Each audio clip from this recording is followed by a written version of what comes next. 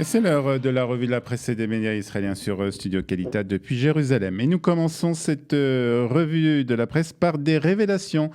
Révélations que l'on peut trouver ce matin à la une du Israël Hayom. Israël et l'Arabie Saoudite seraient, selon le quotidien, en pourparlers pour arriver à un accord sur le statut du mont du Temple. Des discussions qui se tiendraient sous les auspices des États-Unis et qui auraient pour objectif de freiner le contrôle de Ankara sur le lieu saint. Pour cela, Israël et les États-Unis permettraient aux Saoudiens une prise de contrôle du Waqf, l'organisme chargé de gérer le mont du Temple, toujours selon Daniel Serouki qui révèle ce scoop ce matin. Les Jordaniens sont dans le secret des transactions et sont prêts à fermer les yeux car ils ont avant tout besoin de l'aide financière de l'Arabie saoudite. Le rapprochement entre la Jordanie et l'Arabie saoudite, s'il se concrétise, pourrait devenir un événement historique.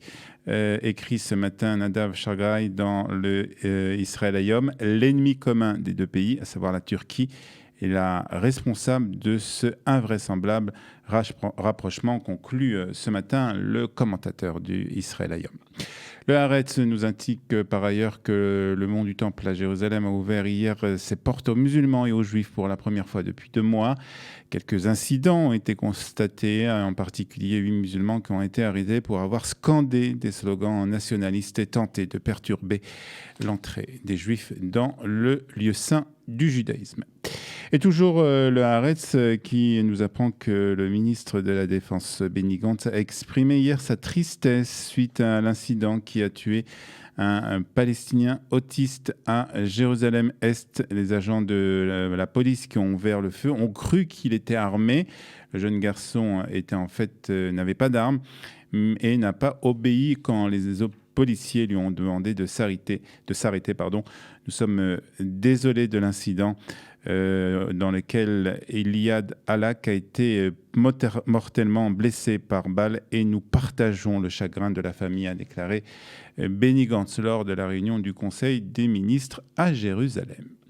Allez vous faire dépister, titre ce matin en page intérieure le Yediot Ahronot, qui a repris le slogan lancé hier par le nouveau ministre de la Santé, Yuli Edelstein, lors d'une conférence de presse. Yuli Edelstein a révélé au grand public la nouvelle politique de son ministère. Dépistage, pas seulement pour ceux qui ont des symptômes de la maladie, mais pour toute personne ayant été en contact avec des personnes contaminées. Cette décision a été prise suite à l'augmentation du nombre de nouveaux cas ces derniers jours, nouveaux cas qui ont été surtout identifiés, nous dit le Yediot Ahronot, dans le système scolaire israélien.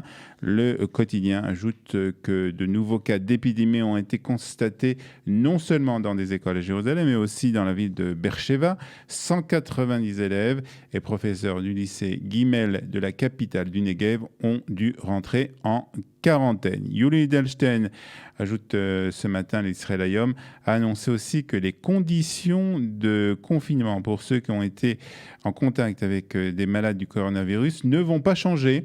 Le changement de politique concerne le dépistage, ne veut pas dire un changement concernant la politique de quarantaine. En d'autres termes, même si vous avez été testé négatif, vous devrez rentrer en quarantaine pour 14 jours, a souligné le ministre Yuli Edelstein.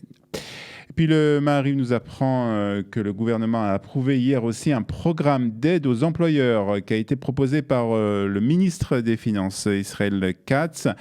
Selon ce programme, 7500 shekels seront accordés aux employeurs pour chaque employé qui reprendra le travail à partir d'aujourd'hui, à partir du 1er juin, tandis que les employeurs qui ont repris leurs employés à partir du 1er mai se verront accorder une enveloppe de 3500 shekels par employé. Et les employeurs dont les employés n'ont pas été mis en chômage technique ou ont repris le travail à partir du 20 avril ne toucheront aucune aide, et ce malgré la demande du ministre de l'économie, Amir Peretz.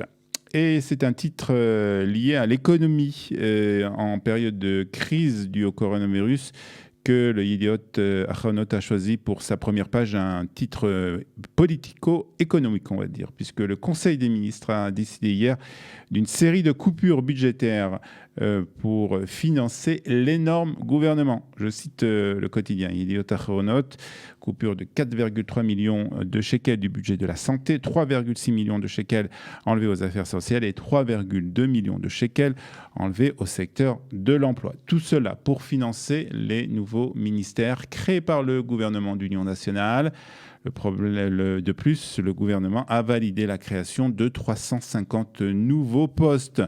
Plusieurs millions d'Israéliens qui n'ont pas retrouvé leur emploi, des centaines d'entreprises qui ont fermé et la crainte d'une nouvelle vague de corona n'ont pas empêché les ministres de voter d'une seule voix pour des coupures budgétaires, écrit ce matin Itamar Ekener dans le Yediot Ahronot. Et puis, pour terminer cette revue de la presse et des médias israéliens, cette information dans le Israël Hayom qui nous annonce une augmentation de 100% du nombre de personnes qui, aux États-Unis et au Canada, s'intéressent à faire leur aliyah. En Israël, Nefesh Benefesh, l'organisation israélienne qui s'occupe des Olim des États-Unis et du Canada, on précise que les candidats à l'aliyah sont surtout des familles, ce qui représente un changement par rapport aux années précédentes, où surtout les jeunes étudiants et des retraités faisaient des demandes d'aliyah. C'est ainsi que se termine ce matin la revue de la presse et des médias israéliens sur Studio Kelita. Pour mieux s'immerger dans la réalité politique, sécuritaire, économique et sociale d'Israël, connectez-vous chaque matin sur Studio Kelita. Daniel Haïk vous y attend pour sa revue de la presse.